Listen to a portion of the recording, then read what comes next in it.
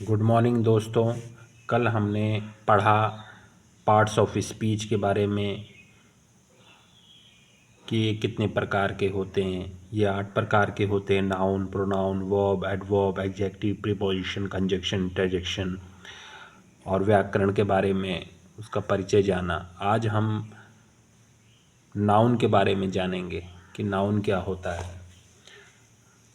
Noun क्या होता है, चलिए देखते हैं कि नाउन क्या होता है।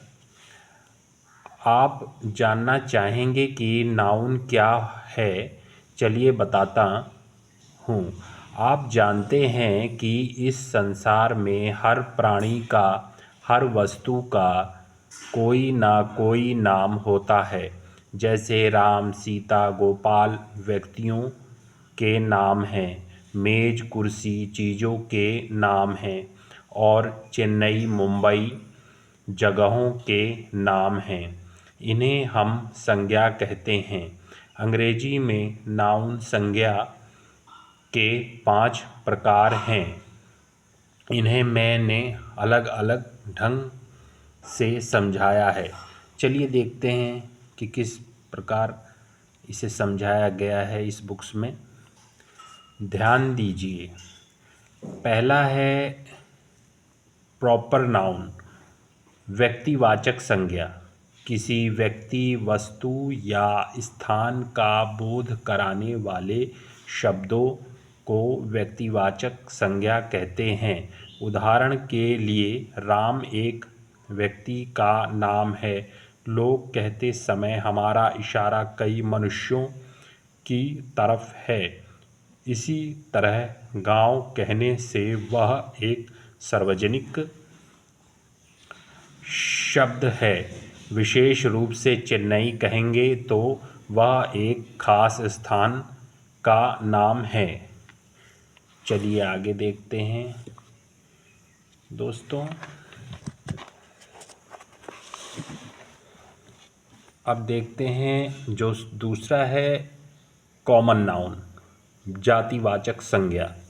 किसी एक ही जाति के समस्त, देखिए दोस्तों ये का गलत था, यहाँ पे के आना था, जो इधर गलत रूप से प्रिंट हो गया था बुक्स में, उसे हमने करेक्ट किया है। किसी एक ही जाति के समस्त प्राणी अथवा स्थान का बोध कराने वाले शब्दों को कॉमन नाउन यानी जातिवाचक संज्ञा कहते हैं, जैसे मनुष्य, शहर, गांव वगैरह। अब हम आगे देखते हैं। तीसरा है कलेक्टिव नाउन, समूह वाचक संज्ञा। किसी एक ही जाति की ओर संकेत करने वाली संज्ञा को समूहवाचक संज्ञा कहते हैं। जिन संज्ञा शब्दों से समूह या झुंड का बोध होता है उन्हें समूहवाचक संज्ञा कहते हैं। उदाहरण के लिए देखिए, पहला आर्मी, सेना, हर्ड, झुंड, कमेटी, समिति, क्राउड, भीड़, असेंबली, सभा, एसोसिएशन, संघ। अब चौथा देखते हैं मटेरियल नाउन, द्रव्यवाचक संज्ञा। गोल्ड, सोना, सिल्वर, चांदी, आयरन, लोहा जैसे लोहों के नामों का बोध कराने वाली संज्ञा को द्रव्यवाचक संज्ञा, मटेरियल नाउन कहते हैं। जिन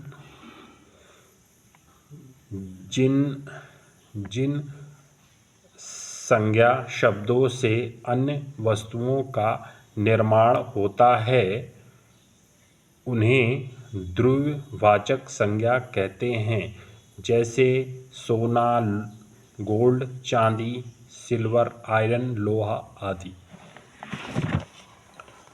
अब पांचवा देखते हैं। फिफ्थ है एब्स्ट्रैक्ट नाउन, भाववाचक संज्ञा। मनुष्य के भावों का बोध कराने वाली संज्ञा को एब्स्ट्रैक्ट नाउन, भाववाचक संज्ञा कहते हैं। उदाहरण के लिए काइंडनेस, दया, ऑनेस्टी ऑनेस्टी, ईमानदारी, लव, प्यार, ये मनुष्य के भाव हैं।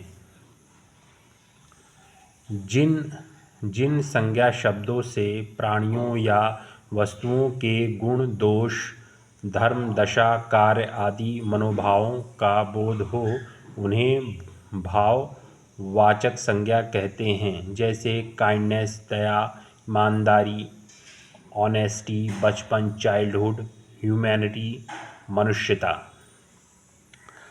आज दोस्तों हमने नाउन के बारे में जानकारी हासिल करी। नाउन कितने प्रकार के होते हैं? नाउन 5 प्रकार के होते हैं, जिसके बारे में हमने जानकारी हासिल की।